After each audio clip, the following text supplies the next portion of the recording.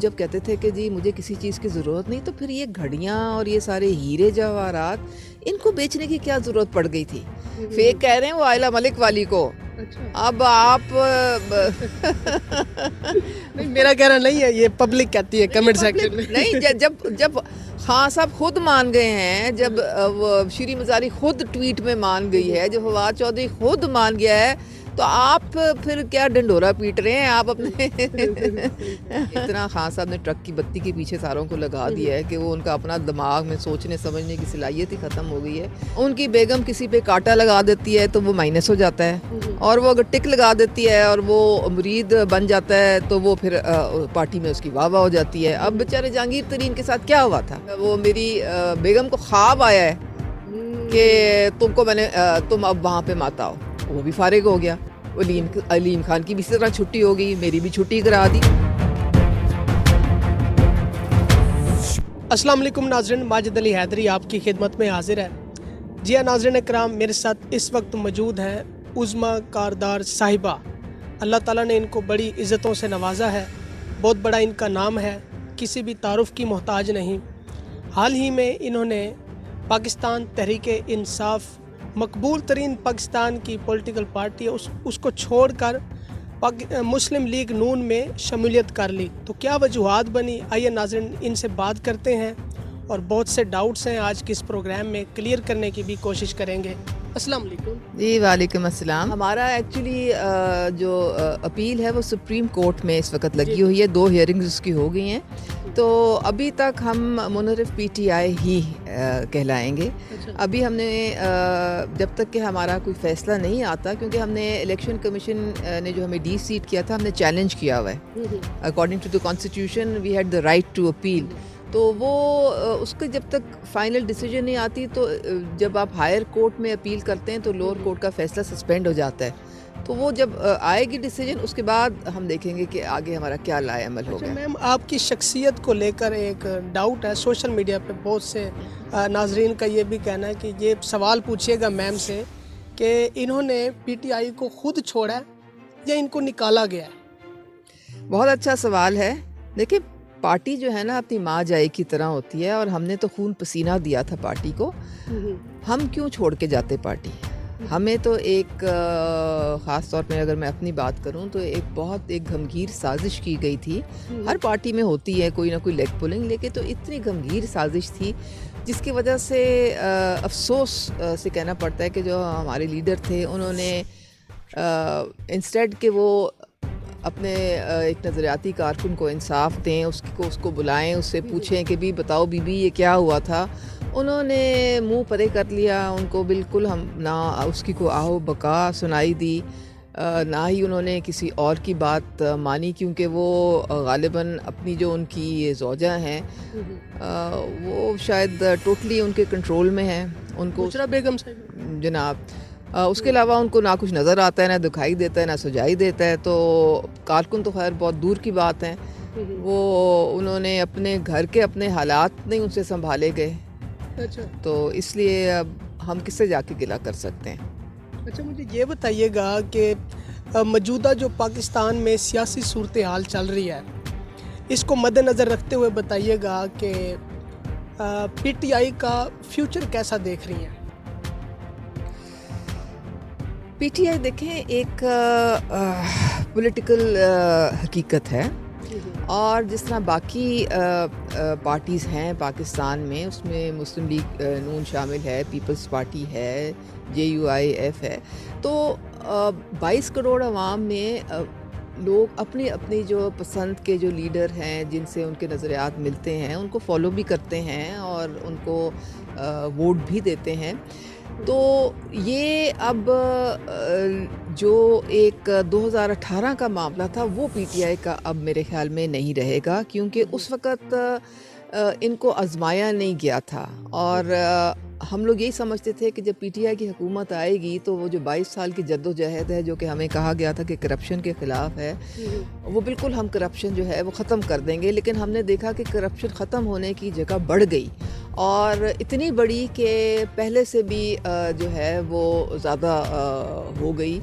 اور جب خان صاحب کو بتایا گیا کہ جی آپ خاص طور پہ پنجاب میں آپ ذرا کوئی نظر دوڑائیں، سی ایم پنجاب کا جو آفس ہے وہ خود کرپشن کا گڑھ بنا ہوا ہے اور اس کے تانے بانے آپ کے گھر کے ساتھ آ کے ملتے ہیں، تو ہمارے جو موجودہ چیف آف آرمی اسٹاف ہیں وہ اس وقت ڈی جی آئی ایس آئے تھے، وہ خود فائلیں لے کے گئے تھے، کرپشن کا ثبوت لے کے گئے تھے، اور ان کو منع بھی کیا گیا تھا کہ یہ آپ کے خلاف ہی نہ استعمال ہو جائے۔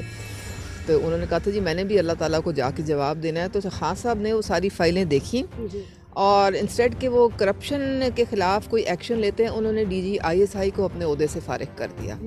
تو یہ ساری باتیں جو ہیں یہ اب کھل کے سامنے آ گئی ہیں کہ کس طرح سے 2018 میں میدان صاف کیا گیا تھا، اور باقی بڑی جو پارٹیز کے لیڈران ہیں ان کو یا تو نااہل کر دیا گیا تھا، یا ان کو ملک بدر کر دیا گیا تھا، یا ان کو خلاف کیسز اور ریفرنسز جو تھے وہ سٹارٹ کر دیے گئے تھے، جن کی وجہ سے وہ الیکشن میں حصہ ہی نہیں لے سکے تھے۔ اور چونکہ وہ حصہ نہیں لے سکے تھے اور پیچھے اسٹیبلشمنٹ کی پوری سپورٹ بھی رہی خان صاحب کو، تو وہ پرائم منسٹر بن گئے۔ لیکن اب تو حالات بالکل مختلف ہیں، اب تو کھل کے ساری سامنے باتیں آ گئی ہیں کہ جو پرویز الہی صاحب نے خود آپ کو کہا کہ خان صاحب آپ کیا کر رہے ہیں، باجوہ صاحب آپ کے محسن ہیں، وہ ہمارے بھی محسن ہیں، تو آج کل وہ اپنے محسن کی جس الفاظ میں تعریفیں کر رہے ہیں نہایت افسوسناک ہے، نہایت شرمناک ہے کہ کہیں کہ جی جو جنرل باجوہ نے کیا وہ اس ملک کا دشمن بھی کوئی نہیں کر سکتا۔ تو جس نے احسان کیا خان صاحب کے ساتھ، انہوں نے اسی کے ساتھ احسان فراموشی کی اور اسی پہ الزامات کی بچھاڑ کی۔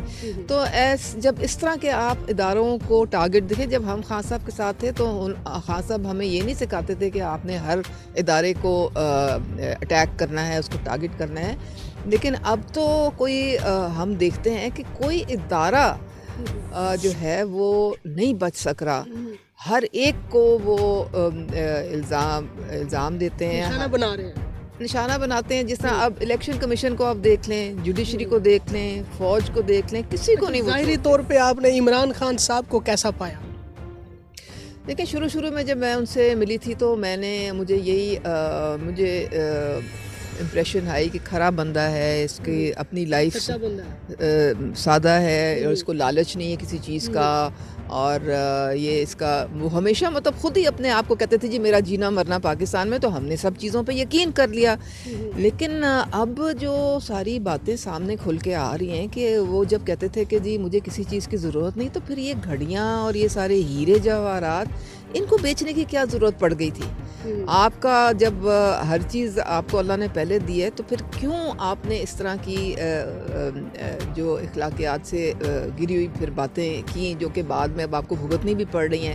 کیوں پھر یہ 8 سال کے بعد جو آپ کا یہ جو فارن فنڈنگ کا کیس تھا، جو ہم نے خود بڑا ڈیفینڈ کیا کہ یہ بالکل غلط ہے، یہ ہے وہ ہے، لیکن 8 سال کے بعد وہ سارے ثبوت جب آ گئے اور فیصلہ ان کے خلاف آ گیا، تو پھر ہماری آنکھیں کھلیں۔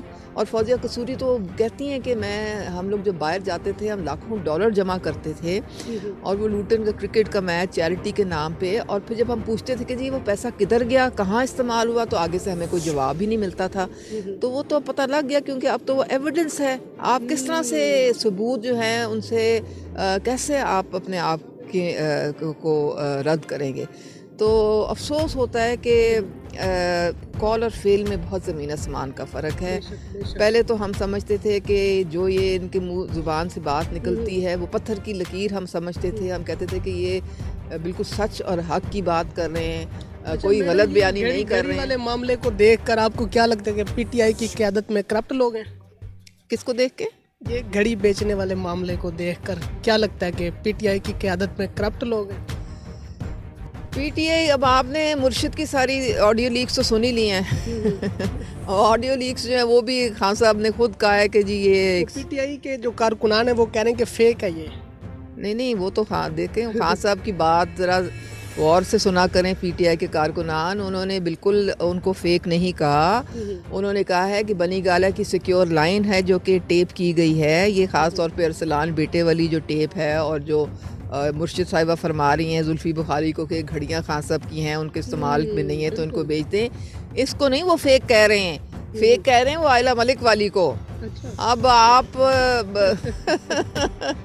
नहीं, मेरा कहना नहीं है, ये पब्लिक कहती है कमेंट सेक्शन में। नहीं, जब खान साहब खुद मान गए हैं, जब वो श्री मज़ारी खुद ट्वीट में मान गई है, जब फवाद चौधरी खुद मान गया है, तो आप फिर क्या डंडोरा पीट रहे हैं आप अपने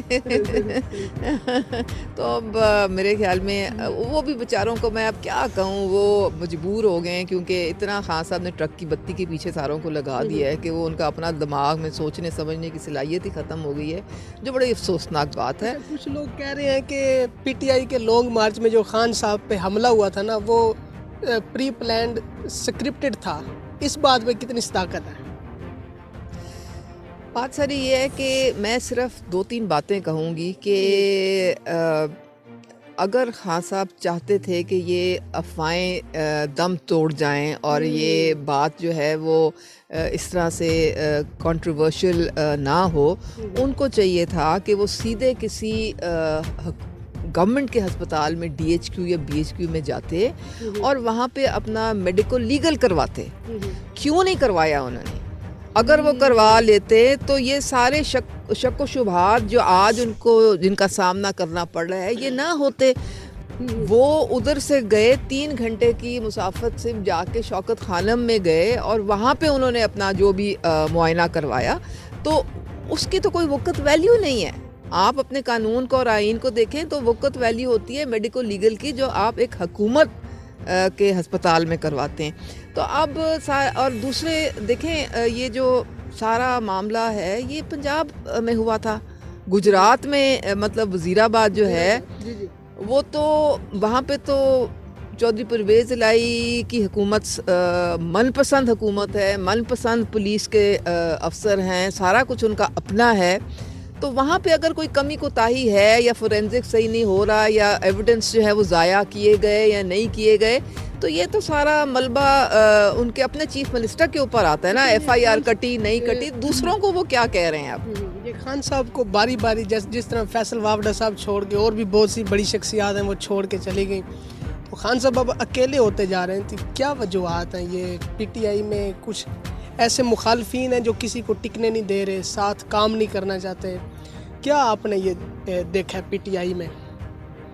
किस तरह के लोग ये सारा मामला जो है, खान साहब जो है ना, वो सिर्फ अपनी बेगम के कहने सुनने में, उनकी बेगम किसी पे कांटा लगा देती है तो वो माइनस हो जाता है, और वो अगर टिक लगा देती है और वो मुरीद बन जाता है तो वो फिर पार्टी में उसकी वाह वाह हो जाती है। अब बेचारे जहांगीर तरीन के साथ क्या हुआ था? उनके आपके सामने उनको जाकर कहा कि आप मुझे जादूगर नहीं समझते हैं, और अगले दिन उनकी छुट्टी करा दी। वो ओन चौधरी ने अभी क्या आपको कहानी सुनाई थी बैठ के, वो यही थी ना कि खान साहब का अपना टैक्स आया और कहते हैं मेरे पास पड़ा हुआ टैक्स मोबाइल में, जाके देख लें कि जी मुझे वो मेरी बेगम को ख्वाब आया है कि तुम अब वहाँ पे माता हो। वो भी फारिग हो गया। अलीम खान की भी इसी तरह छुट्टी हो गई, मेरी भी छुट्टी करा दी। मतलब हर एक की तो जो शख्स जो था, देखें वो बड़ी अक्लमंद खातून है, जो इमरान खान के क्लोज था, जिसको इमरान खान ट्रस्ट करते थे, उसी को उन्होंने बेदखल करा दिया और अपने लिए जगह बना ली। वो अगर इन लोगों को, नईमुल हक को भी उन्होंने पूरी कोशिश की थी निकालने की, उनको भी रोका गया था, लेकिन वो अड़ गए थे। और फिर खान साहब को फिर सुनने में आया था, खान साहब ने कहा था कि मेरे ख्याल में इसको अभी फ़िलहाल रहने देते हैं, क्योंकि इसको बहुत सारी चीज़ों का, अंदर की बातों का मालूम है, तो ये डेंजरस हो सकता है अगर इसको हमने निकाला। बहुत शुक्रिया मैम, बहुत शुक्रिया जी। तो नाज़रीन, आप सुन रहे थे मैडम उज़्मा साहिबा को। फ़िलहाल मुझे इजाज़त दें, इनके मुतल्लिक कमेंट सेक्शन में अपनी कीमती राय। ख्याल रखें। फ़ी अमानिल्लाह।